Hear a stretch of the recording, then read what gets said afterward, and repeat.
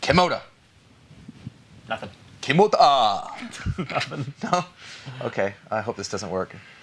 Miracleman. This is good because I don't want to be young Miracleman. Yeah, That's that'd be lame. weird. An awkward All right. logo. All right. Try that other one.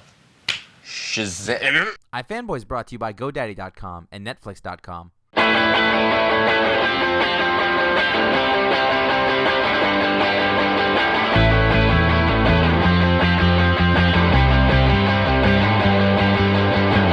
Hey, welcome to another episode of iFanboy, the comic book discussion show from the website iFanboy.com. I am Ron Richards, and I'm here with... I'm Conor Kilpatrick. That would make me Josh Flanagan It just would. by process of elimination. Hey, you guys ever heard of Miracleman?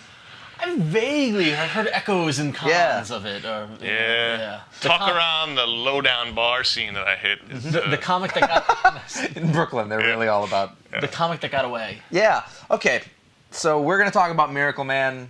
Chances are you don't have a copy of this. And chances are you won't get you won't be able to get a copy of it. So, Miracleman's one of the legendary books that is held up in high esteem, but hardly anybody's ever read. one of the really good things about recent events in comics is that they've been reprinting a lot of stuff that people have talked about forever, but never got a chance to read. Stuff like American Flag. Getting omnibuses and Yeah. hardcovers and great things like that. Is Miracleman coming out in omnibus or something? I checked, and you can get a copy on eBay of an omnibus of everything for about $2,000. Why? All right.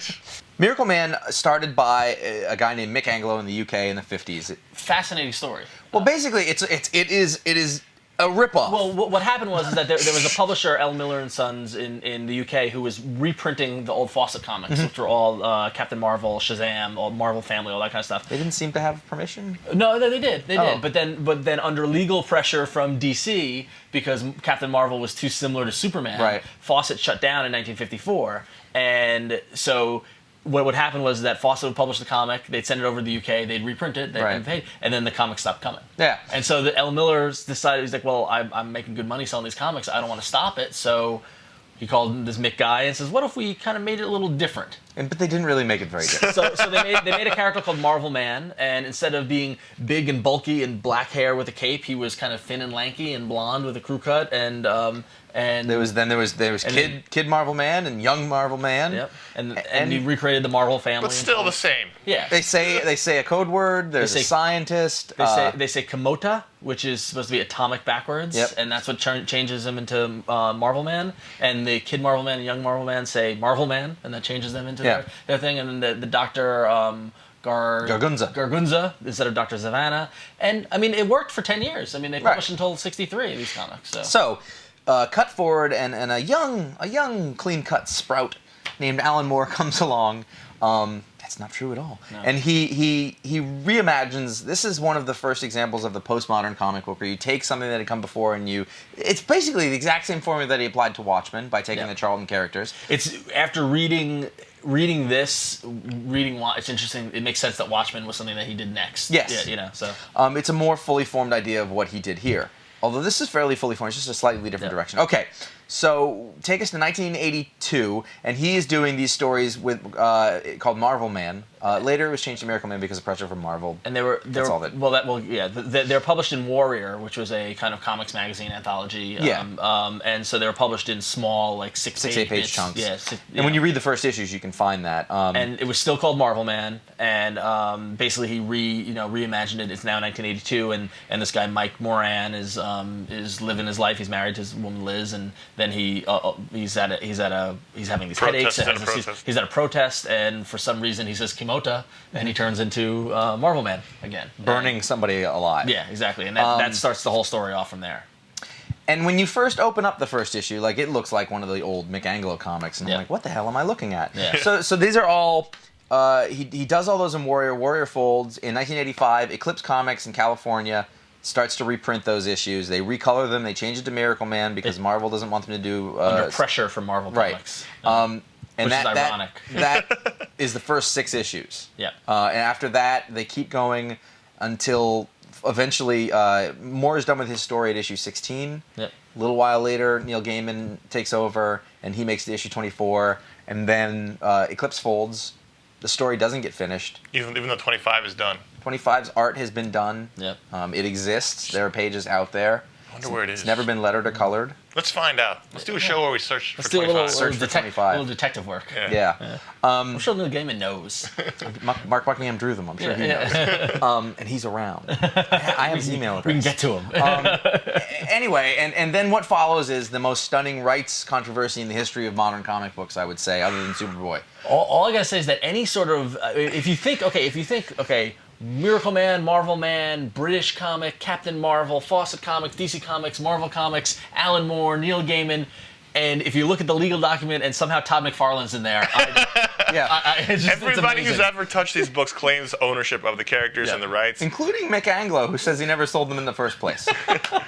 What's interesting was about 8 years or so ago, this bubbled up again because Todd McFarlane got involved. Todd McFarlane claims to have purchased the rights for the character from Eclipse. And by the way, we have a history of getting the facts wrong and stuff like that. So And no one really knows these facts. And I'm not a lawyer. I haven't read the litigation. This is all what All I've we heard. know from the fan standpoint is about 8 or so years. It was 2002-ish. Yeah, it was like right around 2000 or so. Todd McFarlane. But everybody got excited because suddenly the rumors were abound that the rights had been cleared up, And- and that first McFarlane claimed it, and someone very similar to Miracleman started appearing in Man of Miracles. in Spawn. Yeah, so he has a character who looks kind of like Miracleman, being called Man of Miracles, appearing in Spawn. Todd McFarlane, whatever, puts out a statue of Miracleman. Yeah. Like solicits That's it. ballsy. And then the thoughts was that he worked with Gaiman and they got that shit But together. at the same time, then the rumor was Marvel had got the rights. They were going to return the name to MarvelMan and reprint all these books again. Everybody got excited because, again, the most famous book that no one's read. Right. So then, about a year of that, suddenly people went, "Oh no, the rights are still Neil screwed." Gaiman started up a benefit to earn money of the thing. Anyway, Miracles and Marvels. nothing LLC. happened. So the 1602 series was actually done to fund Right. the company, and if you read the inscription, it's like to Stan and Jack. Like Neil Gaiman dedicated the book, and he said, "And to Todd for making all this possible." So big fight between all these people who all claim they own it. You got the original Mick guy. You've got what's ever left of Eclipse. You've got what's ever left of Warrior. You've got Neil Gaiman claiming his, because Alan Moore washed his hands of it. Alan Moore gave it to Neil Gaiman, as far as I understand. And so Neil Gaiman's fighting for it. You got Todd McFarlane. I think some of the artists have a piece of claim to have a piece of it. Like everybody's got to wet their beak a little bit. It's just the total, and the thing is that like, why is everyone so? Why is it such an issue? Is it because it's so good? I feel at this point it's like because you can't get it. Yeah. Like Yeah. now it's the quest to Yeah. just get it. And so the real question for us is that stuff's all it is. But we read it. Yeah. Somehow we got our hands on it. Somehow we got it. Now that's the thing, is that you can get it. I mean, like if you go to cons, if you really work hard, you can buy the back issues of cons. About the time that this was happening, I bought 75% of the issues on eBay for not even that much There's money. some issues that are hard to find, but you can find them. 14, 15, 16, the super end of rare. Alan Moore's run. Yeah, I mean, here we've got issues 1 through 13, so Yeah. it's possible. I mean, it is possible to find these. Yeah. So we did read it. Yes. So let's actually talk about the thing itself. We'll do that after the break. Exactly. Oh, Netflix. Honestly, where would I be without you? Thanks for sponsoring this episode of iFanboy. You can rent over 100,000 titles online, including a whole lot of Blu-ray titles with free shipping both ways to your home. There are now over 40 shipping centers, so almost all deliveries happen in just one business day. Plans start from $4.99, and as a new member, you get a no-risk 2-week free trial membership. Check it out at www.netflix.com/iFanboy, and remember the www. Miracleman #1 is written by Alan Moore with art by Garry Leach, and really interesting that it. If you look at some of the artists that work on it, early Alan Davis work, it went from Garry Leach to Alan Davis. He got better. Yeah.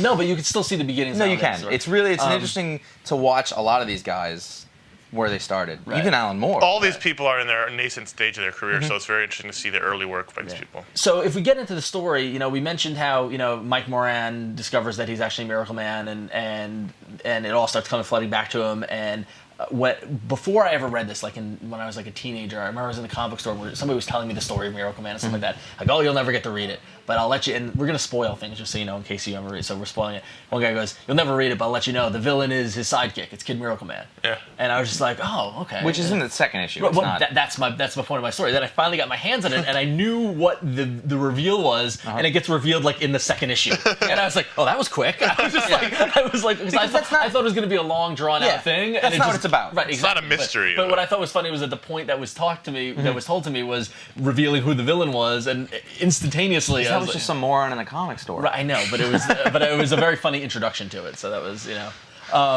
But so the villain is indeed the youngest, the kid Miracleman, who turns out what happened was in 1963 there was a big they shot an A-bomb at the Miracle family and thought they all died, but for some reason Mike Moran survived. We never find out what happened to Kid Miracle. Young Miracle? Young Miracle. Yes, we do. Oh, do we? Did I miss that? Is that in the later issue or? Well, Or did I just miss that? You just it's a missed lot it. of reading. Well, this is actually the thing that's really interesting about it is the first 6 issues are the ones that are reprinted from Warrior, and they are not the same style of comic that you might be used to. There's a lot of words. I mean, and they're very like literally, it's very small lettering. It's actually sort of difficult to read. Well, it's a different size. Yeah. So, yeah. So Warrior was a bigger comic. I Right. believe. It was a bigger kind of magazine type thing. And it's actually sort of a challenge to get through. I'll be honest, Alan Moore was not as good as he is now. He spends a lot more time dicking around and being flowery with language as opposed to just telling the story and getting on with it. Although you saw, I mean, with the later issues, you saw as it got there. Yeah. Absolutely. Yeah. And that's completely true, because by the later issues, it's in the later, and he'd been working on Watchmen, he'd been working on other stuff at this point. There's a lot of space and time between when these issues were made and when people got to see them. Right. The first bit of it is basically it's taking the superhero myth in a completely different direction. The idea is that you find out that aliens were discovered by Dr. Emil Gargunza, and their technology that he stole from them was the ability to replace a body with a different body. So in the way that you would change your clothes, they changed bodies. And so he took these superhero characters, and he Miracleman is actually different than Mike Moran. He doesn't change. The body switches place, and the other one goes into some ethereal cosmic closet somewhere. Right. And that creates all of these dramatic tensions in his actual life. Yep. And the idea that his wife is with Miracleman, but that's not actually the person that she married. Right. And the emotional conflict that goes on. This is the beginnings of those things that Alan Moore is starting to explore what these would actually mean in a real world. And this is when they say deconstruction or postmodern comic books. Yep. It's a different idea about it. It was a very realistic take on this fantastic idea of body switching and all that kind of stuff. And so she gets pregnant, but it's not with Mike, it's with Miracleman. Yeah, because Mike couldn't get her pregnant beforehand. He's in his 40s. And eventually Mike just says... And Mike is kind of a schlubby 40-year-old dude. Journalist, he can't get a not job. A successful journalist, yeah. And eventually he just says, I don't want to do this anymore. And he disappears, and you only get Miracleman from then on. Yeah. And really, the point of the story is the ascendance of this character to his natural position as a god. Yeah.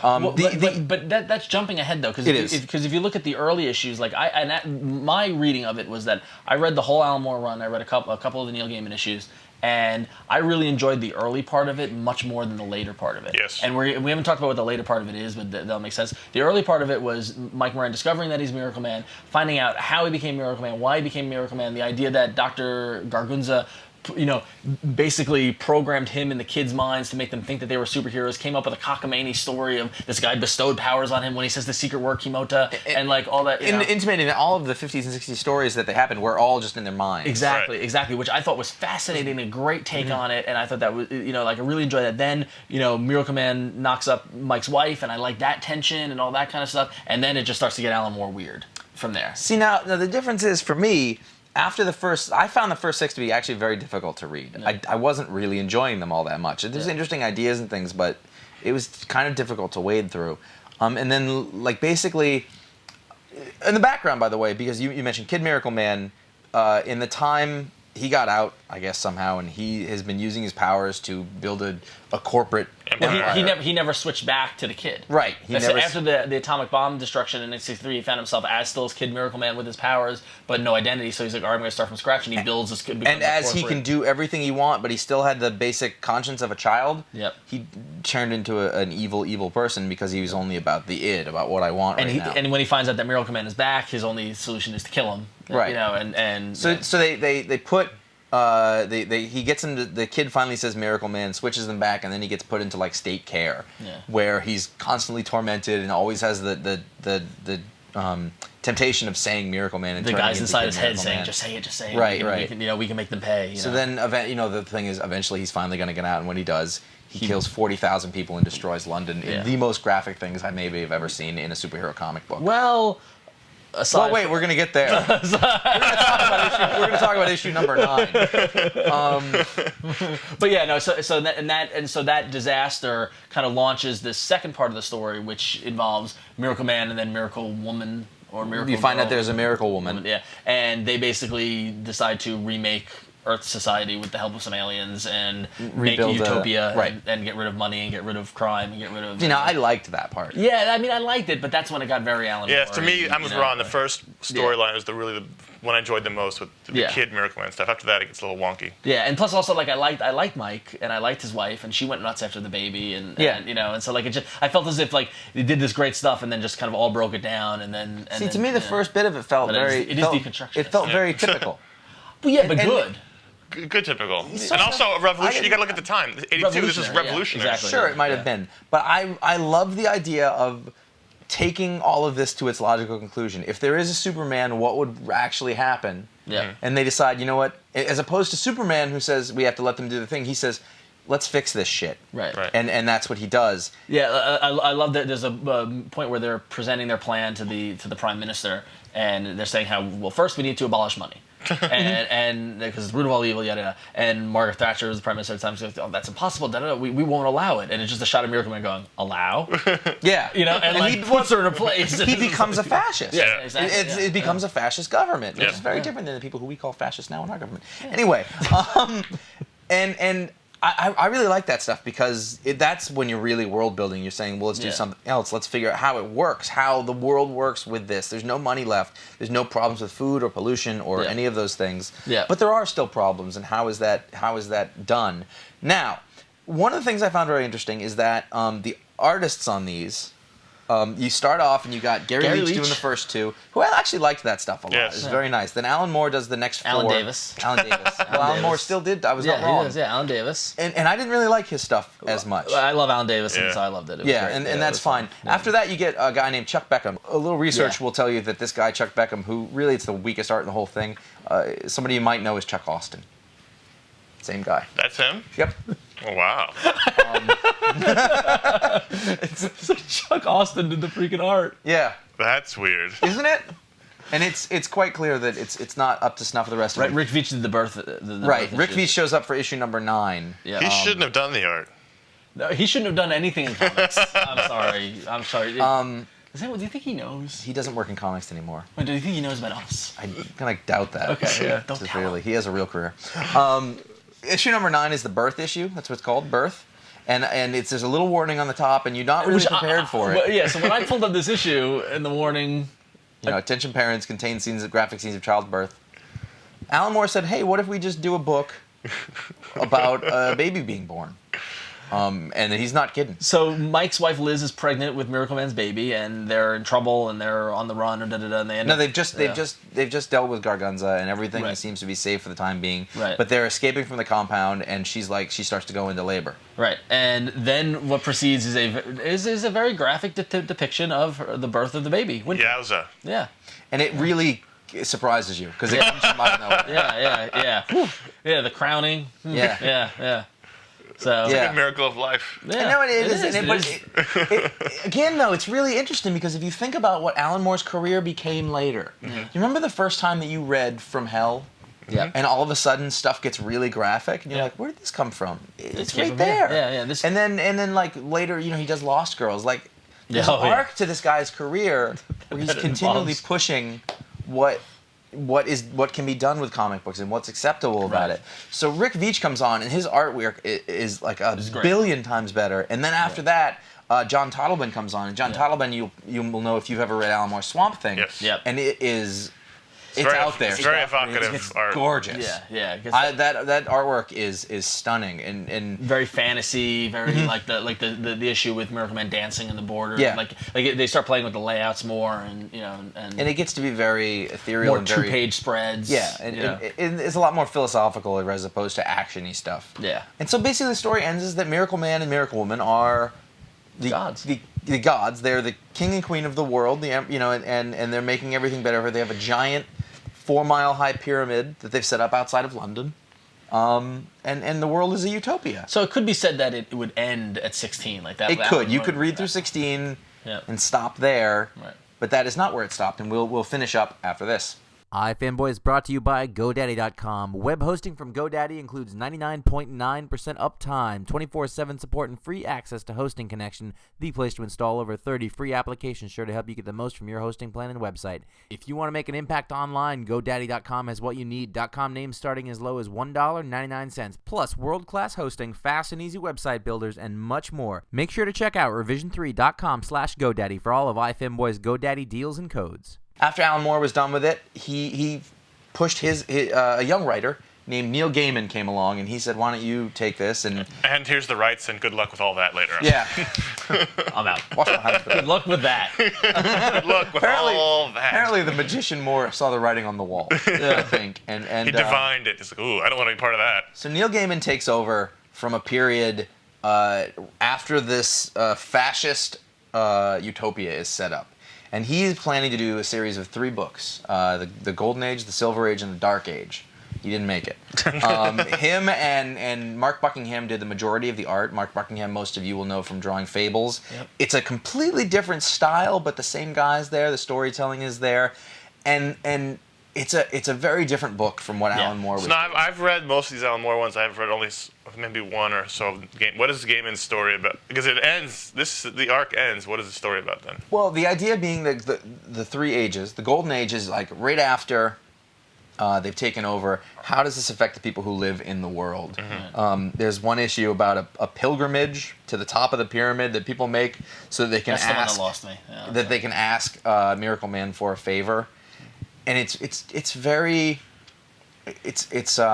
fantasy based, I guess. Yeah. It's not. It's very Sandman-y. Straight up storytelling. Again, I saw the origins of what he would later go on to do. But I really felt that like Sandman was more. There was a straightforward story underneath that and stuff. Yeah. And these were almost vignettes of things that were happening. And like at one point they bring back Gargunza. Yeah. And they sort of do like they make him best friends with an Andy Warhol robot. And like they sort of figure out what he's going to be like, and they're trying to make. Because that was one of the things in Moore's run that they added an alien who had the ability to, with people who died within 18 months back of that time, he could bring back their kind of spirits and And then they could build him a new body and do whatever. So the thing is that Gargunza was a gigantic genius, except he was also without morality and evil. And so they're trying to fix him. They're trying to make a better one. And this really gets into the idea of, how much stuff can you change about people? What can you do? Right. Another thing that Miracleman had done was that he said, people can't have babies. Let me know. I will impregnate you with my super sperm. He's like a cult leader. It is. It really is. He becomes a god. And all religions become... about sex with lots of women. There's no sex. The idea of sex becomes completely different. The world, like the utopian values. And the people who are against the Miracleman... regime are like fundamentalist Christians or fundamentalist Islam, and they're trying to fight back. They don't really have any ability to do that, and it explores all those things. So the Golden Age part is about the early bit of it, and the Silver Age is like after people have been used to it for 10, 15 years. I think they get up to 2003. Silver Age is a little wackier, more science-based stories. No, and then presumably the third act would have been the downfall of this stuff, I guess. Yeah. We will never know. Well, Gaiman still says he wants to do the story someday. He's been saying that for how many years? So he's not getting any younger. So he finishes at issue 24. 24 is because Eclipse goes out of business. And 25 has been drawn. It's been written. It hasn't been lettered or colored. Yeah. And during the commercial break, I found it. Did you? Yes. I had buried under some old Time magazines. I actually had it. I forgot. I didn't realize I found it at a flea market. It came with a certificate saying you own the rights to Miracleman, so I will be publishing them later in trade. Wow. And you're putting out that statue finally. Yes, the statue. It's going to be a whole diorama set. I'm going to be young Miracleman. I'm actually going to make a diorama from number 9. Yes, the birth. Yeah, with the head sticking out. That'd be great. So I mean, I don't know. I think it's definitely an important work, and it's a shame that there's no, like we said, omnibus or that's tied up in these legal issues. So you get the sense that if it is actually released, that a lot of comic book readers will be sort of like, Well, Well, it's gonna be the same thing kind of with for years we had the Watchmen that it was like it was overrated or it was intimidating or it's gonna get the same kind of treatment. And well, the thing is, it's not as good as Watchmen. Right. Because the Watchmen, he did it as one complete coherent piece. Yep. This was done in chunks over sort of a long period of time, right. and he wasn't as good then. Like he simply hadn't learned the craft. But I think from a historical standpoint of where it was in the time period, where it was in his rise in his career and stuff like that, I think it and everyone else's careers too. I too. think it bears importance. I mean, this is definitely one of the most important works of the '80s for that reason. It grew on me very much as I read through it. Yeah. But it would be one where if it came out, people would definitely run out for the trade, and at least half would go, "This was awful." Yeah, I know some people exactly who wouldn't get it. And mostly it's because of the hype, Yeah. because it's been built up, because it's so legendary, and it's so because of the fact that it's unavailable unless you track an issue down, Right. that it's grown in people's minds, and it's probably grown too much. Yeah. And it's funny because like we given you a lot of plot points and talked about a lot of things in it, but it really is very much about the experience and about the words contained in it and what he's saying, not about what happens. Right. And that's really important when you're thinking about this. And I like seeing early artists working out their voice, working out their skill, and there's a lot of stuff in here, a lot of good stuff in here. So if you've read it and you have an opinion that is different from ours or whatever, you can email us at contact@ifanboy.com. Or if you want to offer for $25, I'll take offers. All right. I got pages, I'll take offers. You can call us 888-FANBOYS for 326-2697. Get to ifanboy.com, discuss the book, discuss everything else on the website. It's a great website that we make, and we want you to go and make sure that you take advantage of all the stuff that we put up there. Especially if you've read it. We'd love to hear your opinion. Yeah. Also, will we be selling these issues? No, we won't. These were I don't believe so. Kimota.